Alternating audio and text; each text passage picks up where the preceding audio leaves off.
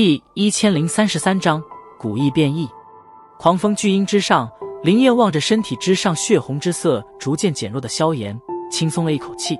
看来后者正在逐渐地将体内的那古黄血精给吸收。这家伙居然在吸收古黄血精！一旁的穆青鸾见到这一幕，却是一怔，旋即有些惊愕的道：“风尊者微微点了点头。虽然萧炎的气息并没有半点变化，但凭借着斗尊强者的敏锐感官，他还是能够察觉到萧炎的实力似乎正在逐渐的提升。古黄血精对提升人体强横程度的确有着很好的效果，可一旦身体若是承受不了那种提升，恐怕将会爆体而亡。”穆青鸾皱了皱黛眉，轻声道。闻言，林燕一愣，旋即望着萧炎的目光猛地一变，急忙道：“似乎有些不对劲了。”